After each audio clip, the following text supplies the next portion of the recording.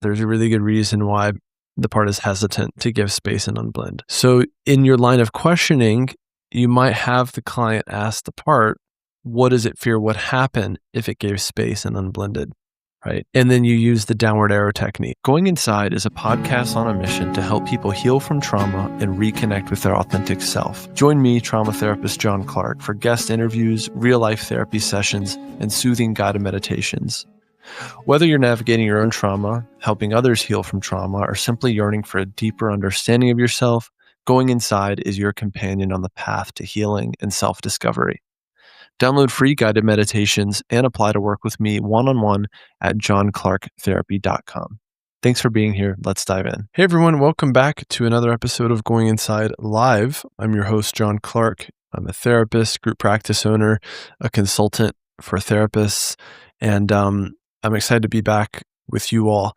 Really quick before we jump into your questions, I'm going to remind you that you can join us for our 8-week digital detox group. This is a group for therapists and practitioners. It's a somatic IFS group where we're going to do somatic IFS while helping you do a digital detox of your own, whatever that looks like. Whether you want to get off social media entirely, whether you want to reduce your phone time, TV time, screens of any kind, digital of any kind, getting email off your phone, whatever it might be. We're going to both take some action on those things while supporting your nervous system and in a small group. And if you're interested in getting a spot before it gets totally full, go to johnclarketherapy.com/digital-detox. Link in the description. Okay, if you're here live, you know how it works. You can ask me your questions in the comments. I'll bring them up one by one, and I'll hang out here for a little bit until we've got most, if not, hopefully all of your questions answered. All right, so go ahead and ask your questions in the comments. For now, I'll answer a question that was pre-submitted by Susie. The question is, please, can you share how you work with self-like parts who resist giving space and unblending? One small shift in that is you try to replace the word resist with hesitate or hesitation. This idea of resistance or even defensiveness, a resistant client is, I think kind of an old school way of looking at it, a Freudian way of looking at it. And through IFS, we don't see that any part is intentionally resistant or difficult, but parts may be hesitant and or fearful to do things like give more space or to unblend. So if you're working with a part that is hesitant to give space and unblend, I first and foremost just trust that there's really good reason for that. There's a really good reason why the part is hesitant to give space and unblend. So in your line of questioning, you might have the client ask the part, what does it fear would happen if it gave space and unblended, right? And then you use the downward arrow technique. So, and then what, and then what, and then what, or and then what would that mean? So in other words, if the part says, well, I fear that if I unblended, the client would be judged by others. And then what would that mean? Well, then no one would want to be friends with the client. And then what would that mean? Then I'd be completely alone. And then what would that mean? And then what would that mean, etc. So you can do some questioning there along the lines of questioning protectors, interviewing protectors.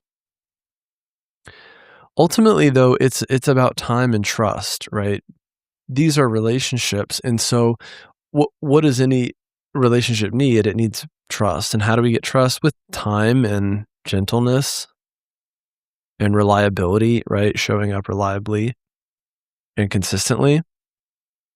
So sometimes you just have to put in the time of just being there and honoring the system and honoring the design of the system and the parts that do what they do, especially the kind of key player parts, the ones that are often involved in the issues of the client or the pathology, so to speak. Yeah. So really, we just put in the time, and If I want to help someone soften, one of the best things I can do is just to acknowledge that I see their effort and intent. And by doing that, well, people like hearing that, therefore parts like hearing that, right? I can see that you're really trying to help in this way. I can see that you have this fear for this reason, a very good reason, and that makes sense to me. So, yeah, if you think of parts like people and you think, well, how do I help? How do I make a relationship with a person who's got really strong ideas? You know, there's your answer. You probably already know how to do that. Yeah. So a lot of times we get fixated on like, what's the IFS answer? Like, what do you do from an IFS perspective if blah, blah, blah. When in reality, it's like you're already relationship experts. So go back to the relationship and think, well, how do I relate to this client? How do I relate to this part? How do I relate to this issue? Or to add to that, how could I improve my relationship with X, Y, and Z?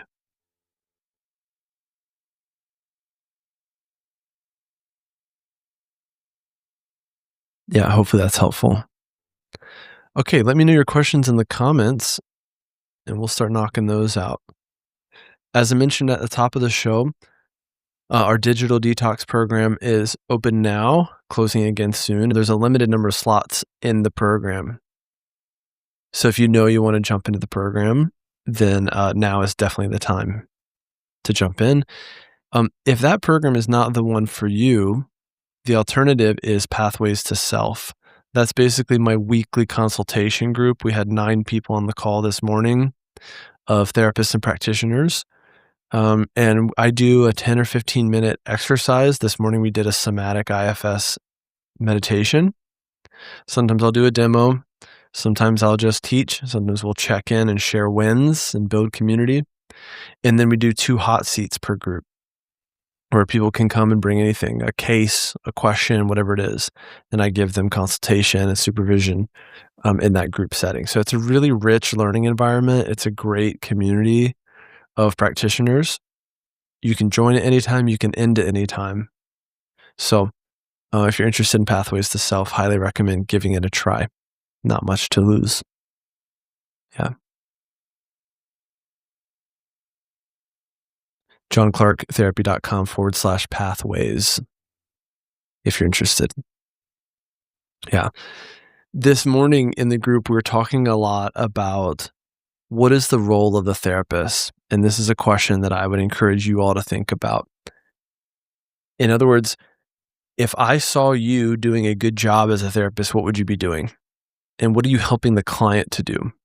Are you helping them figure stuff out? Are you helping them fix stuff? Are you helping them find a solution to something? Are you helping them feel their feelings?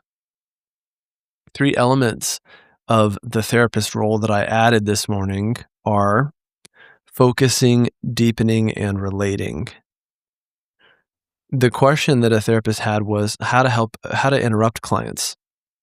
And I gave this metaphor that I often give to clients. So in therapy, it's like you and I are walking on the beach with a metal detector. Sometimes that metal detector goes off. And I might notice that in the shift in your language, something you said, the shift in your body, right? Your posture, your complexion, your eye contact, your breathing, your eyes change. It's often in the eyes. And I might comment on that. So, hey, as you mentioned your mom, something changed in your eyes just now. Are you able to focus in on that? Would it be okay to focus in on that? So that's the deepening. And have them tune in and see where that takes you.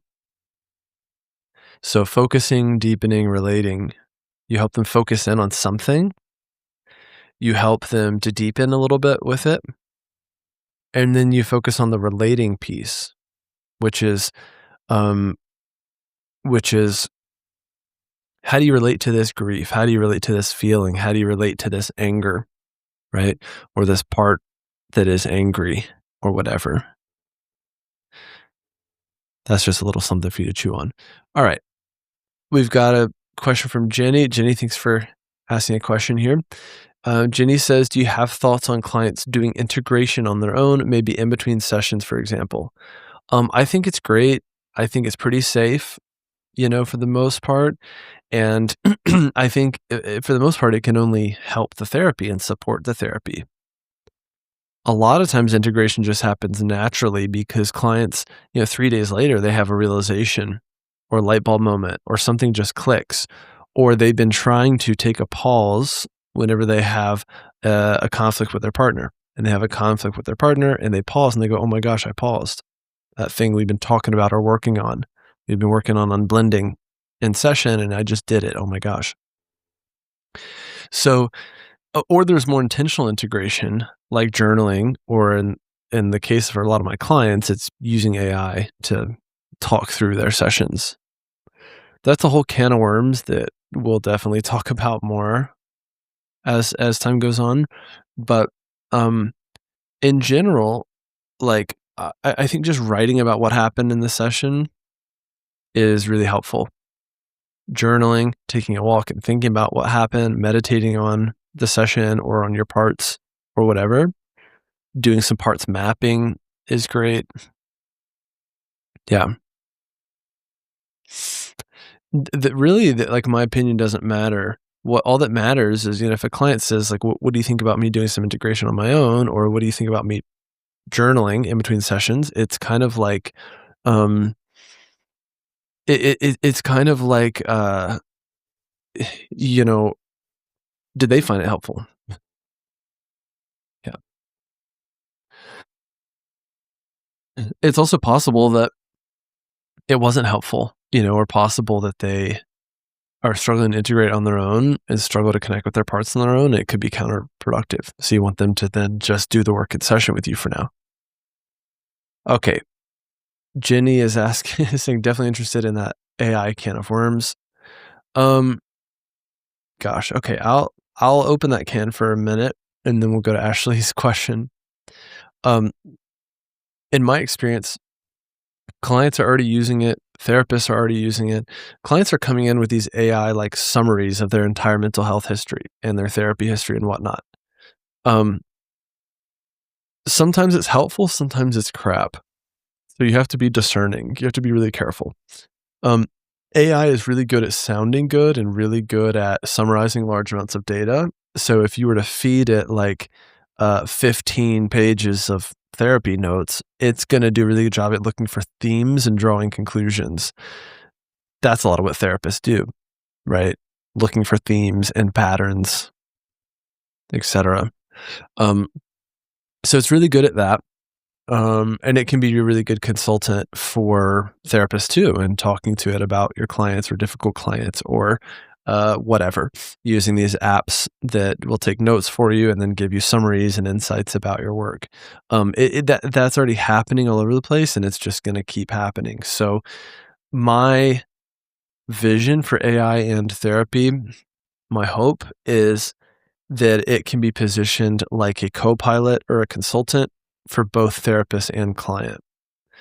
Like I said, the thing that it's really good at is summarizing crazy amounts of data and, finding themes and patterns, drawing conclusions from those, drawing insights from those, which is a lot of what therapists do. So I think if it can help therapist and client do that, it can really support the work. It can support the process, but we just have to figure out how to really integrate it. There's a ton of apps out there already for stuff like that. There's like Upheal, there's Berries, there's a million apps like that. A lot of your EHRs already have like an AI, tool that'll record your sessions and do your notes for you and whatnot. That's going to be normal soon if it's not already. Talk therapy isn't always enough, and as therapists, we can feel that in the room. You see your clients stuck in cycles of anxiety, shame, and trauma, and despite your training, something is still missing. That's where internal family systems therapy comes in. My name is John Clarke, trauma therapist and IFS practitioner, and I'm hosting a free webinar just for therapists and practitioners to show you how IFS can transform both your personal healing and your client work. We're going to explore how IFS actually helps clients heal at the root, the 8 qualities of self and why they matter in therapy, and a simple tool you can start using right away. No certification required. If you're ready to go deeper in your work and stop carrying the emotional weight alone, this is for you. Join us now. It's free. Link in the description. Ashley says, you mentioned AI to talk to or process in between sessions. Do you recommend an app specifically? No. I mean, the big ones are ChatGPT, Claude, and Gemini. Out of those 3, I would recommend Claude for this if you're going to talk to AI about your sessions and you don't care about it being confidential, because it's not HIPAA compliant. I am sure there are other apps, and there certainly are AI IFS apps that is really just ChatGPT in a wrapper, as they call it. So you could use those as well. I know there's one IFS AI app that's already out there, IFS Guide or something. I don't know. But if they all use ChatGPT anyway, it doesn't really matter. You might as well use ChatGPT and just train it to, talk to you about your therapy. So, yeah. Ashley's asking, how long are your sessions with clients? So my standard is 45 minutes rather than 50, and there's reasons for that. And then people can do prorated sessions, which are either 60 or 90 minutes, or we could do intensive work from there. Yeah. Yep. I find 45 is a better length. Therapists that do 50, it ends up being 55, and you have 3 minutes to go to the bathroom, which is terrible. And I generally just find that, and with 45, clients condense on their own and they make everything fit, and then you have a true 15-minute break. Yeah, I recommend it. And giving clients a 5-minute warning when the session's almost over. Laura is asking, I get confused when I hear that IFS should only be used when with a level 1 trained therapist, but I also know that No Bad Parts was written for general population to use, even outside of therapy. Well, No Bad Parts was written to equip people with the ideas and the model itself, not necessarily to kind of like do IFS therapy on yourself. There's IFS, which is a framework for understanding psychology and a lens. And No Bad Parts gives you that framework and that lens and gets you your feet wet with getting to know your parts and unblending and stuff like that, and working with protectors.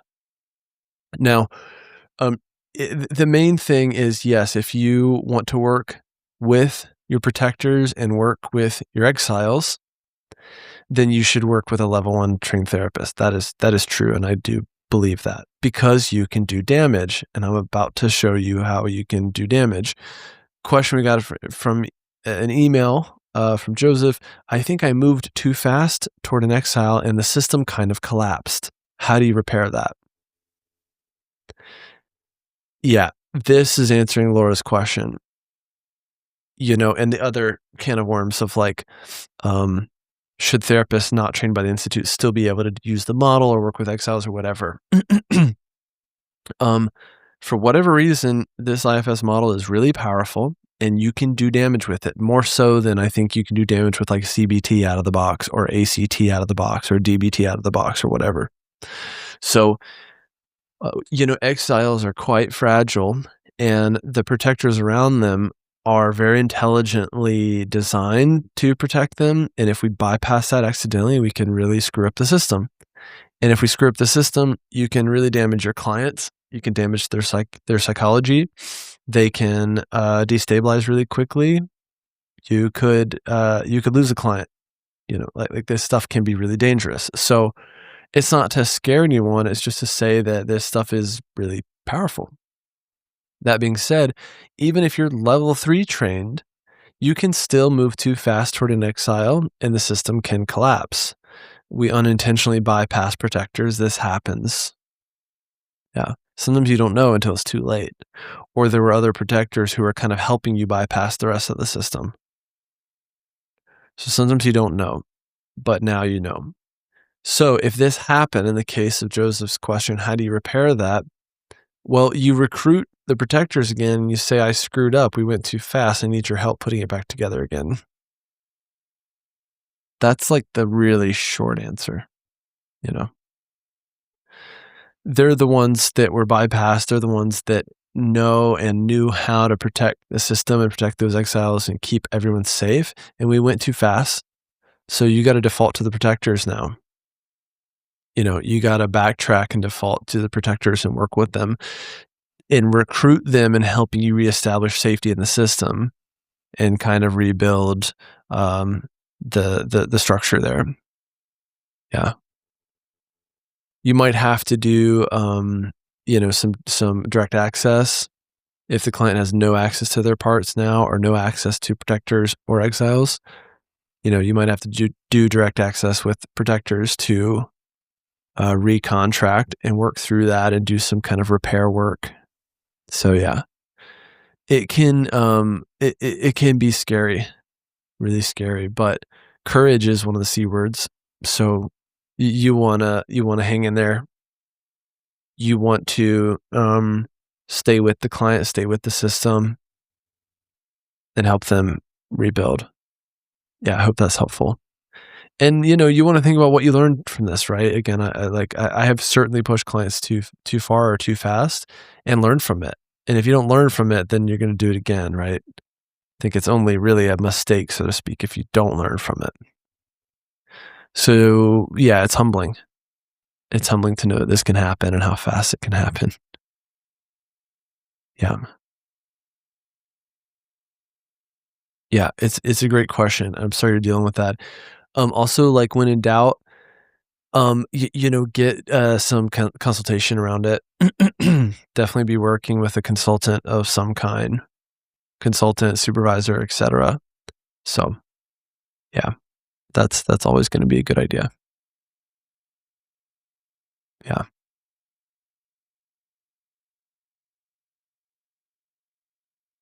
Okay. I'll do maybe one more question if there is one. Yeah. Yeah, and that'd be a good question for a hot seat inside our Pathways to Self program, which is a weekly consultation group with me. So it's a good example of a question that would be good for that program. If you're interested, johnclarketherapy.com/pathways. We've been doing these solo episodes for a bit, these Q&As, and it's been really fun. I appreciate those of you who come and ask questions. I also know that it looks like our interview format seems to be more popular.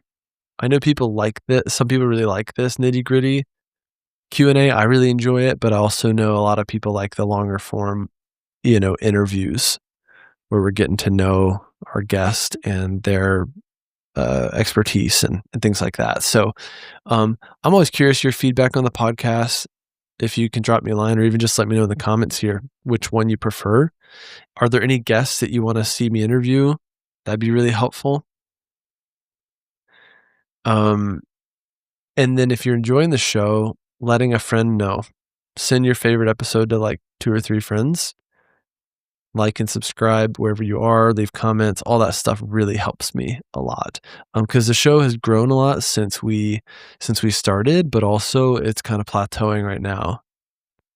So I want to make sure that we can really keep growing it so that I can keep doing this for you guys. And because this is part of my job now, it's not just something I do for fun per se. So yeah, it's important that I can grow it and grow our programs at the same time so I can, make my living from doing this. So yeah, I hope that makes sense. Okay, maybe we just end it there, short and sweet today. Hopefully that was helpful. Lots of interesting questions. If you're just tuning in, feel free to go back to the beginning to listen to the questions from the top. And yeah, I'll keep doing these for as long as people keep showing up. So if you're interested in being here again, just to tune in or to ask questions, same time next week. And yeah, I look forward to the next time. Yeah. All right. Thanks a lot, everyone. See you soon. Thanks for listening to another episode of Going Inside. If you enjoyed this episode, please like and subscribe wherever you're listening or watching, and share your favorite episode with a friend. You can follow me on Instagram, YouTube, and TikTok at John Clarke Therapy, and apply to work with me one-on-one at johnclarketherapy.com. See you next time.